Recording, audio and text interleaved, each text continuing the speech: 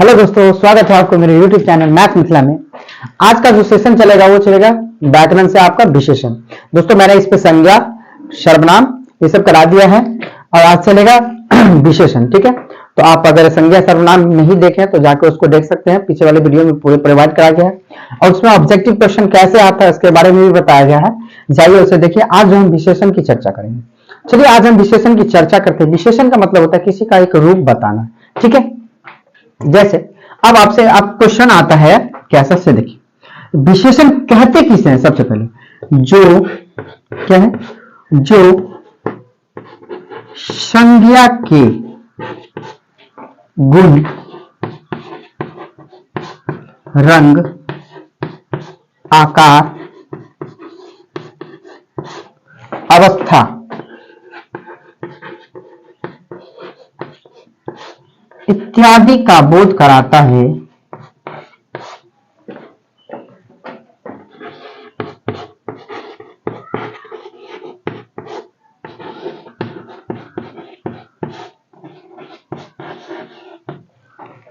विशेषण कहलाता है।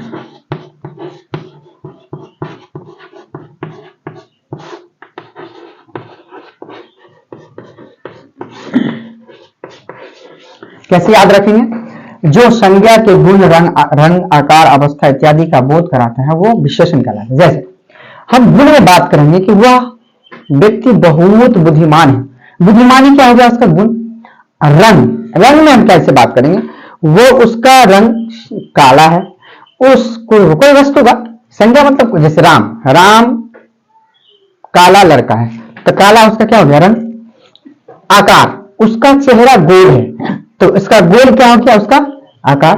अवस्था वह बूढ़ा व्यक्ति है, ये क्या हो गया? अवस्था। इस सब का बोध कराने वाला क्या कहलाता है? विशेषण कहलाता है। तो आपको एग्जांपल में पूछ सकता है काला टोपी, लाल रुमाल,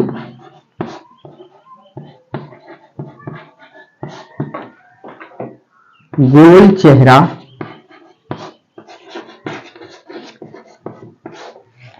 इत्यादि कुछ भी पूछ सकता है। जैसे आकार में भी पूछ सकता है, अवस्था में भी पूछ सकता है, रंग में भी, गुण में भी।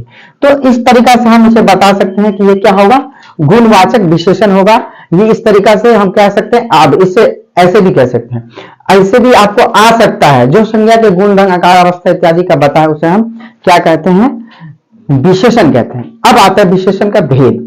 विशेषण के मुख्यतः 4 भेद होते हैं। विशेषण के मुख्यतः विशेषण के मुख्यतः 4 भेद होते हैं।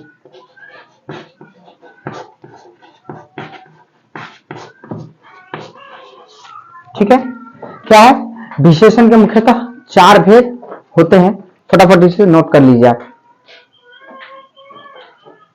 चलिए अब हम उस भेदों का नाम देखते हैं, नाम बारी बारी से लेते हैं और फिर हम उस सब के बारे में समझते हैं।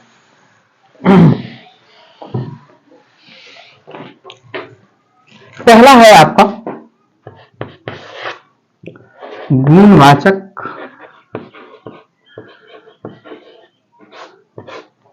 विशेषण।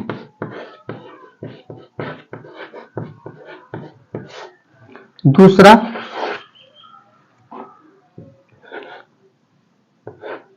परिमाण दीजिए, संख्या दीजिए, कोई दिक्कत नहीं।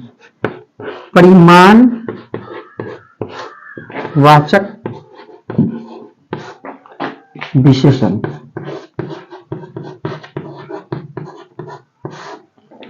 तीसरा संख्यावाचक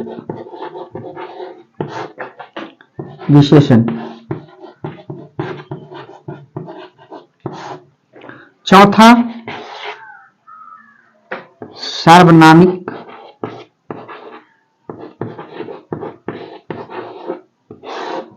वाचक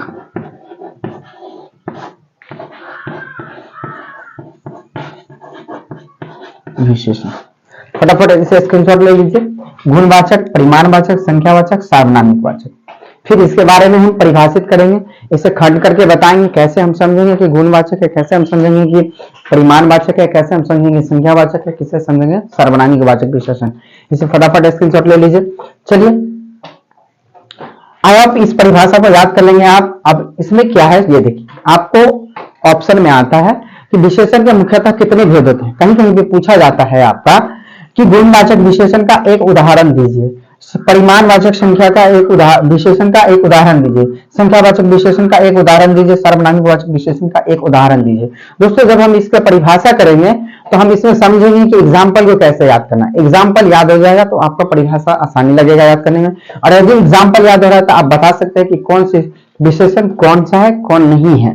ठीक है, चलिए अब हम इसे मिटाते हैं, हम बारी बारी से समझते हैं सबके बारे में डिफिनेशन। चलिए सबसे पहला गुण है, चलिए इसके बारे में समझते हैं।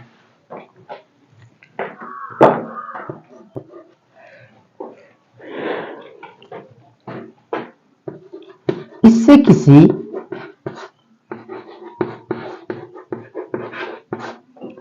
व्यक्ति या वस्तु के गुण, रंग, आकार, स्वभाव का बोध होता है।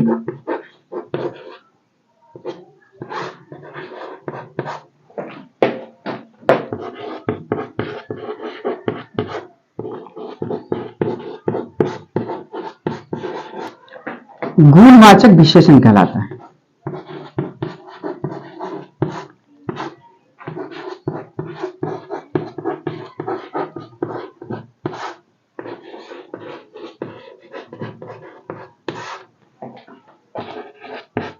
ठीक है, क्या है, इसे किसी व्यक्ति या वस्तु के गुण, रंग, आकार, स्वभाव इत्यादि का बोध कराता है। क्या कहलाता है? गुणवाचक विशेषण। अब हम कहेंगे कि काली टोपी, बता देंगे आप गुणवाचक विशेषण। अब आपसे पूछा कि बताइए यहाँ पे विशेषण कौन सा होगा। मान लीजिए काली टोपी तो है, लेकिन गुणवाचक विशेषण कौन होगा? तो दोस्तों इस संज्ञा हो गया, क्या कह रहे हैं, इससे किसी व्यक्ति या वस्तु, तो वस्तु हो गया ये। इस वस्तु के गुण क्या है कि ये वस्तु काला है, तो टोपी क्या है? काला। तो आपसे पूछ देगा कि काली टोपी में गुणवाचक विशेषण क्या है, तो ऑप्शन में रहेगा काला, लाल, पीला, जो भी रहेगा तो ऑप्शन में आप लगा सकते हैं। जैसे हेडलाइन में लिखा रहेगा काली टोपी में विशेषण बताइए, तो काली हो गया विशेषण। ठीक है, रंग बता रहे हैं ना, रंग। अब इसी में आ जाएगा आकार, तो आकार हम क्या कहेंगे? उसका चेहरा गोल है, तो अब उस चेहरा क्या कहेंगे हम कि उसका चेहरा गोल है, तो कोई व्यक्ति ही होगा, या फिर कोई व्यक्ति भी हो सकता है, जानवर भी, तो चेहरा गोल भी हो सकता है। तो सबका सब तरीका का होता है। जैसे हम इसमें ले सकते हैं व्यक्ति को ही एग्जाम्पल, ठीक है, व्यक्ति, उस व्यक्ति का या उसका चेहरा गोल है, तो उसका चेहरा गोल है तो उसका गोल क्या होगी? आकार। तो उसमें पूछेगा कौन सी विशेषण? तो गुणवाचक विशेषण। अब ऐसे पूछेगा उसका चेहरा गोल है, इसमें गुणवाचक विशेषण कौन सा है? तो गोल, काला, नीला, पीला, तो गोल हो जाएगा उसका विशेषण। ठीक है, उसका चेहरा गोल है तो गोल उसमें क्या हो जाएगा? चेहरा उसका हो गया वो व्यक्ति, और इसमें क्या हो गया? गोल उसका आकार। तो इस तरीका से आप इसे बता देंगे। इस तरीका से आता है स्वभाव, वह बहुत ईमानदार व्यक्ति है, तो उस व्यक्ति का ना स्वभाव हुआ क्या? ईमानदार। तो स्वभाव हो गया ईमानदार, तो वह इसमें गुण कौन हो गया? उसका ईमानदार। गुण क्या हो गया उसका? ईमानदार। आई होप इसे समझ गए होंगे। चलिए आगे देखते हैं गुणवाचक के बाद।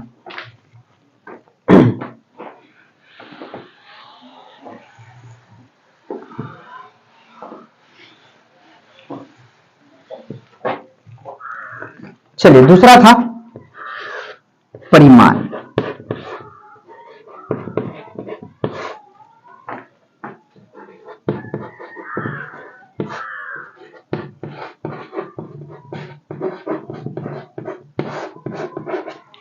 चलिए चौक थोड़ा चेंज कर दें।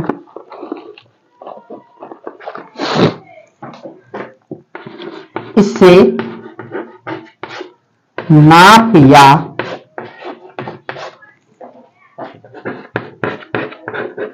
तौल का बोध होता है।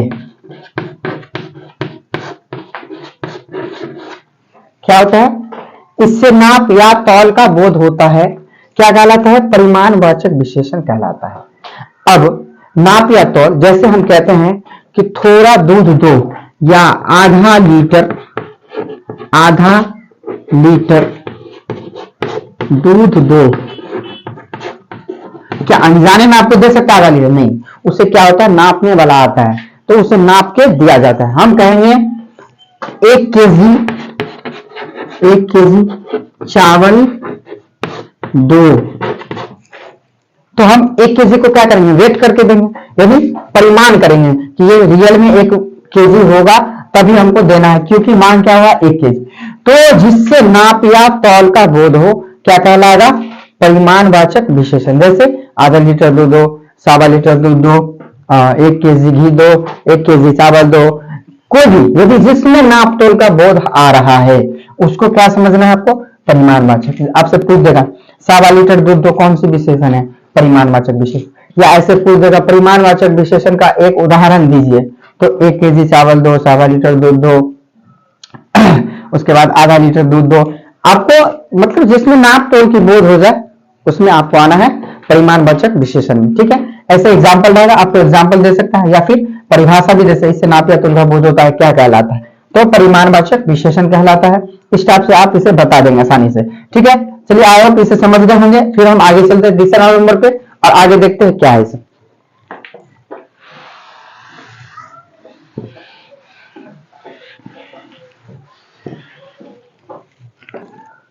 तीसरा था आपका संख्या वाचक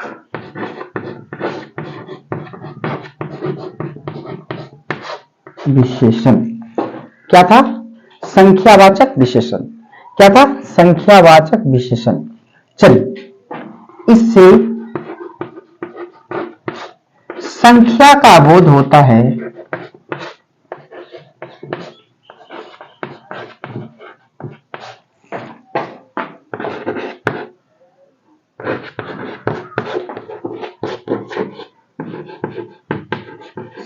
संख्या वाचक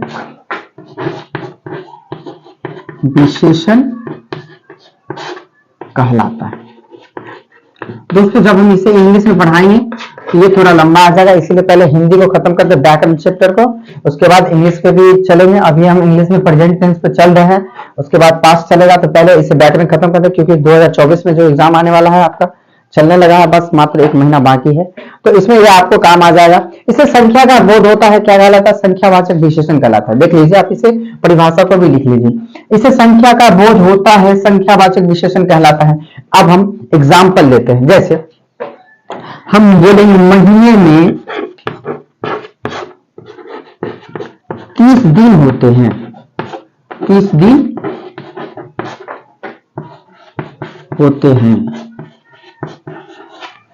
क्या है? महीने में 30 दिन होते हैं। 30 दिन क्या हो गया इसका? संख्या। 10 रुपया दे दो, 10 रुपया क्या होगा उसका? संख्या। यानी गिनती की जो भी नंबर आ रहा है, इसे ही हम कहते हैं नंबर, एडजेक्टिव ऑफ नंबर। ठीक है, तो महीने में 30 दिन होते हैं, तो 30 दिन क्या हो गया इसका? संख्यावाचक विशेषण। इसे हम कहें 10 रुपया दे दो, 5 रुपया दे दो, 5 रुपया ले लो, 1.5 रुपया दे दो, महीने के 30 दिन होते हैं। इस तरीके के एग्जाम्पल जो भी गिनती की संख्या में आ जाए, आपको क्या समझना है? संख्यावाचक विशेषण। इससे संख्या का बोध होता है, संख्यावाचक विशेषण कहलाता है। हम इसे क्या कह सकते हैं? जैसे महीने में 30 दिन होते हैं, 5 रुपया दे दो, 10 रुपया ले लो, 20 रुपया दे दो, इतना रुपया ले लो, उतना रुपया दे दो। ठीक है, जिसमें संख्या का बोध हो, उसमें हम क्या कहेंगे? संख्यावाचक विशेषण कहेंगे। आप इसे समझ गए होंगे। इसका एग्जाम्पल भी आपको आ सकता है, आपका परिभाषा भी दे सकता है, आपको ये पूछ सकता है कि संख्यावाचक विशेषण का एक उदाहरण दे, तो आप कह सकते हैं महीने में 30 दिन होते हैं, 5 रुपया दे दो, 10 रुपया ले लो, ऐसा बोल सकते हैं। इससे संख्या का बोध होता है, संख्यावाचक विशेषण कहलाता है। ये आप इस तरीके से इसे याद रखें। चलिए अब आगे देखते हैं।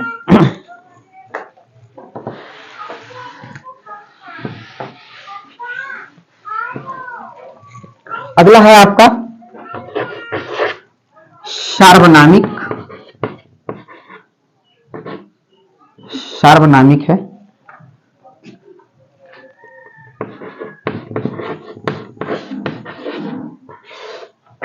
सार्वनामिक वाचक विशेषण।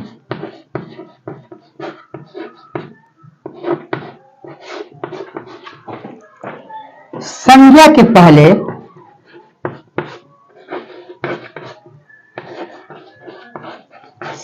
के पहले आने वाले सर्वनाम को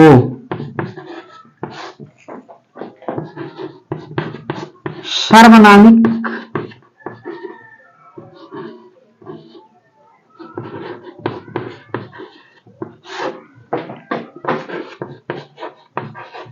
वाचक विशेषण कहते हैं।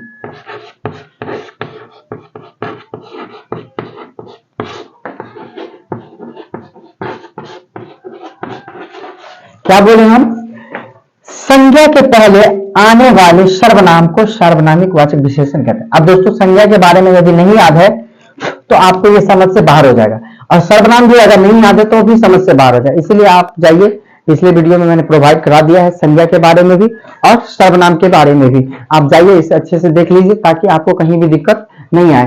क्या है? संज्ञा के पहले आने वाले सर्वनाम को सार्वनामिक वाचक विशेषण कहते हैं। जैसे हम कहेंगे कि कौन विद्यार्थी अच्छा है, कौन विद्यार्थी अच्छा है, कोई पुस्तक ले लो।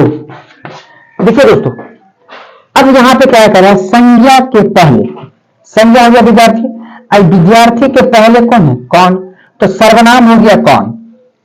ले लो, पुस्तक ले लो, तो संज्ञा के पहले आने वाले सर्वनाम को, संज्ञा के पहले आने वाले सर्वनाम को हम कोई को क्या कह सकते हैं? सर्वनाम। तो आपसे पूछ देगा कि बताइए सर्वनामिक वाचक विशेषण का एक उदाहरण दे, तो कौन विद्यार्थी अच्छा है या कोई पुस्तक ले लो, आप कोई भी एग्जांपल दे सकते हैं। और अगर याद नहीं आ रहा है तो याद रखिए कि संज्ञा के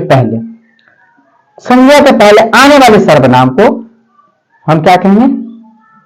सार्वनामिक वाचक विशेषण। तो कौन विद्यार्थी अच्छा है, कोई पुस्तक ले लो, ये हम एग्जांपल दे सकते हैं। कुछ दे दो, तो जो भी वस्तु के पीछे आएगा वो क्या कहलाएगा? सर्वनाम कहलाएगा। ठीक है, इस टाइप से समझ गए? ये क्या हो जाएगा? सार्वनामिक वाचक विशेषण। कौन विद्यार्थी अच्छा है, विद्यार्थी के पीछे क्या लग गया? कौन, ये हो गया आपका सर्वनाम। पुस्तक के पीछे लग गया कोई, ये हो गया आपका सर्वनाम। संज्ञा पूछे तो संज्ञा पूछे तो विद्यार्थी, संज्ञा पूछे तो पुस्तक, सर्वनाम पूछे तो कौन, सर्वनाम पूछे तो कोई। इस टाइप से आप समझ गए। आई होप इसे सारा समझ में आ गया दोस्तों। यह आपका ऑब्जेक्टिव में आ सकता है। जैसे विशेषण बताना होगा तो संज्ञा की विशेषता के गुण, रंग, आकार इत्यादि को बताया, वो विशेषण कहलाता है। गुणवाचक का विशेषण भी थोड़ा सा उससे रिलेटेड संबंधित है, उसमें भी आपको एग्जांपल आ सकता है इस टाइप से। अगर ये वीडियो अच्छी लगी हो तो वीडियो को लाइक कर दीजिए, कमेंट कर दीजिए, दोस्तों में शेयर कर दीजिए। फिर मिलते हैं हम अगले वीडियो में। जब तक के लिए थैंक यू, धन्यवाद। इसे याद कर लीजिए।